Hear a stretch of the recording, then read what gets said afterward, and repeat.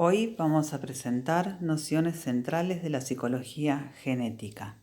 Para comprender la nueva disciplina que Piaget creó, es necesario conocer cuáles son los interrogantes de los que parte su autor, cuál es el objeto específico de estudio y qué método utiliza. Empecemos por decir que la psicología genética no se origina en interrogantes psicológicos, sino en una problemática epistemológica, interrogándose acerca del conocimiento. Parte de la siguiente pregunta inicial: ¿cómo se pasa de un estado de menor conocimiento a un estado de mayor conocimiento?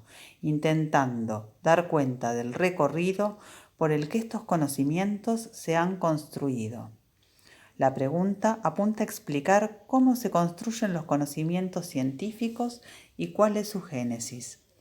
La originalidad de Piaget reside en que para responder a estos interrogantes decide preguntárselos a los niños, tratando de entender el desarrollo o la construcción del conocimiento a lo largo de la historia del pensamiento científico. Él establece un paralelo entre la construcción del conocimiento científico y lo que puede ser la ontogenia, cómo se va dando la construcción del conocimiento en el niño. El objeto de estudio de la psicología genética será la génesis y el desarrollo de las estructuras cognitivas, y para dar cuenta de la construcción de dichas estructuras se valdrá de un método que constará de un análisis clínico, un análisis estructural y un análisis psicogenético. El análisis clínico será llevado adelante por medio de interrogatorios dirigidos al niño en la búsqueda de conocer su sistema intelectual a través de las justificaciones que el niño en cuestión brinda acerca de su accionar. El análisis estructural se realiza sobre los datos que arroja el análisis clínico e implica un corte en el desarrollo. Tiene como fin la comprensión de los sistemas cognitivos o estructuras de conocimiento. El análisis psicogenético permite reconstruir el modo de formación de los sistemas cognitivos, explicar el mecanismo por el cual los sistemas cognitivos se producen unos a partir de otros. ¿Cómo entiende el conocimiento Piaget? Para Piaget, el conocimiento no es un estado sino un proceso activo, en el cual tanto el sujeto que conoce como el objeto a conocer cambian, se modifican, se transforman en este proceso de interacción que llamamos proceso de conocimiento. Construimos conocimiento a partir de la interacción permanente entre el sujeto que conoce y el objeto a conocer. El conocimiento avanza por reorganizaciones de argumentos y reformulación de teorías, y no por acumulaciones. En este sentido, se trata de un proceso dialéctico.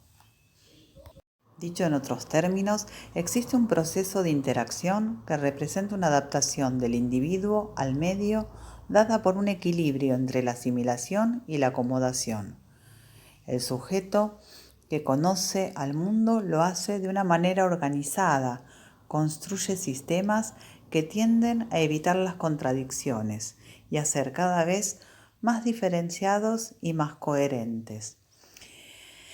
Podemos reconocer entonces dos dimensiones: una dimensión funcional que implica mecanismos de conocimiento que son asimilación, acomodación y adaptación, y una dimensión estructural que da cuenta de la organización del sistema cognitivo a partir de esquemas y estructuras que varían a lo largo del desarrollo, dando lugar a diferentes periodos del mismo. Hablamos de mecanismos de conocimiento y mencionamos a la asimilación, la acomodación y la adaptación como el equilibrio entre ambas.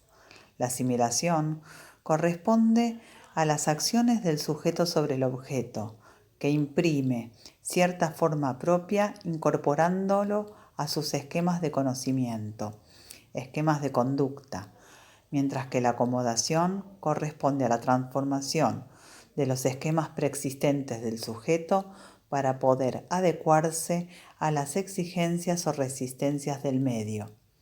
Esto resultará en una modificación de la propia acción. La adaptación, como dijimos anteriormente, está dada por el equilibrio entre las acciones del sujeto sobre el medio o asimilación y las acciones del medio sobre el sujeto o acomodación. Los esquemas de la teoría genética son siempre esquemas de acción. Los primeros esquemas del recién nacido son los esquemas reflejos. Lo que permite hablar de esquemas es que estas acciones presentan una organización interna. La organización de las acciones que conforman los esquemas reflejos indica un cierto grado de equilibrio en los intercambios del recién nacido con el mundo. Sin embargo, en el transcurso de estos intercambios, los esquemas reflejos muestran ciertos desajustes. La asimilación de los objetos al conjunto organizado de acciones que configuran el esquema encuentran resistencias y provoca desajustes. Estos desajustes van a ser compensados mediante una reorganización de las acciones, mediante una acomodación del esquema. Los desajustes suponen pues una pérdida momentánea del equilibrio de los esquemas y los reajustes el logro también momentáneo de un nuevo equilibrio. Mediante este juego de asimilación y de acomodación, de desajustes y de reajustes, los esquemas reflejos se ven sometidos a un proceso de diferenciación que conduce a la elaboración de nuevos esquemas, nuevas organizaciones de acciones que se conservan a través de las situaciones y objetos a los que se aplican. Pero el incremento del bagaje de esquemas no resulta únicamente de la diferenciación progresiva, se da también un proceso de coordinación de esquemas existentes que genera nuevos esquemas.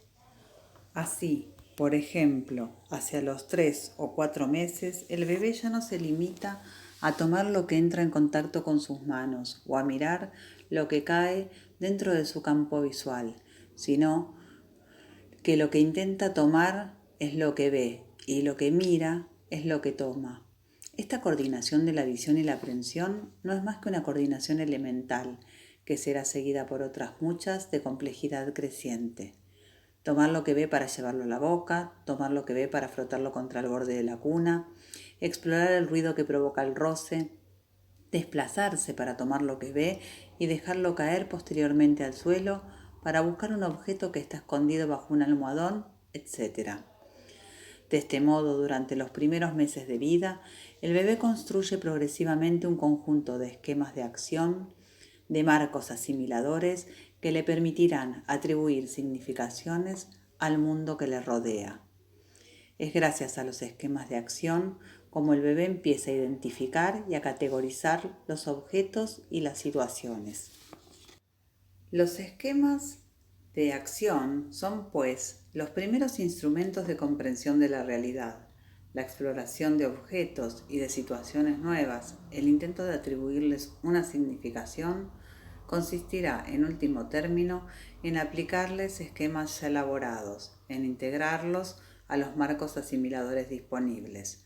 Cuando la asimilación encuentre resistencias, será necesario introducir las modificaciones oportunas a los marcos asimiladores, y si esto no es posible, se abandonará la exploración.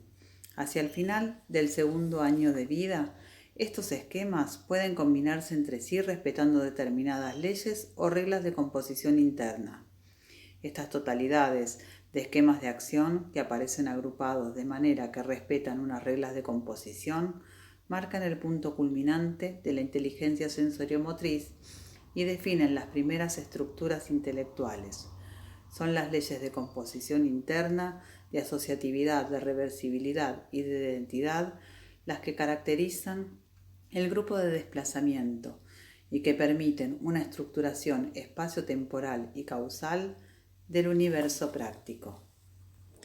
La aparición de la función representativa entre los 18 y 24 meses aproximadamente hace posible que los esquemas de acción puedan convertirse en esquemas representativos, es decir, en esquemas de acción interiorizados.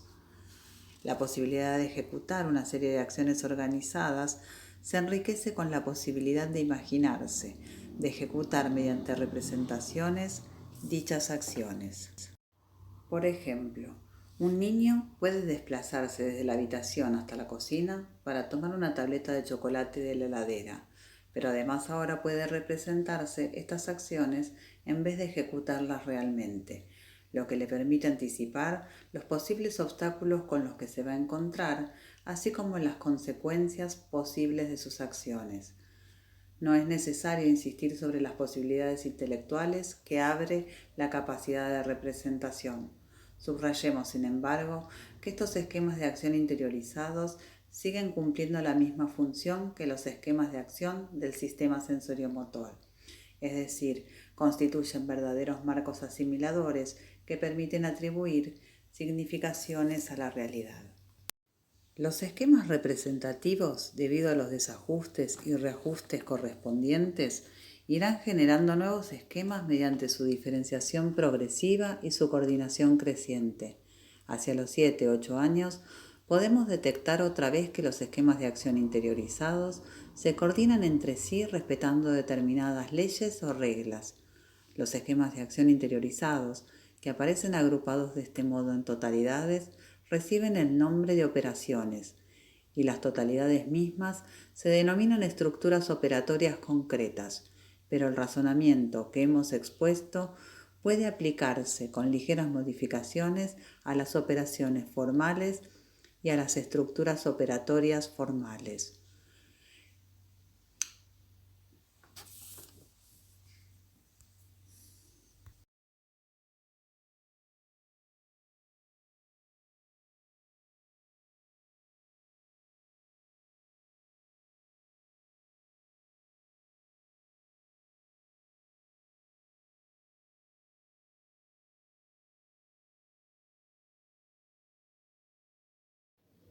Un esquema reflejo de acción o representativo es un marco asimilador que permite comprender la realidad a la que se aplica, que permite atribuirle una significación. Una estructura de esquemas de acción, de operaciones concretas o de operaciones formales es una totalidad organizada de esquemas que respeta determinadas leyes o reglas. En la medida en que nuestra interpretación sea correcta, aparece pues claramente que los conceptos de esquema y de estructura son dos conceptos de naturaleza diferente. Tienen, no obstante, en común el ser los instrumentos de la actividad intelectual, que mediante la atribución de significaciones y el juego de la asimilación y de la acomodación permiten construir los conocimientos que poseemos.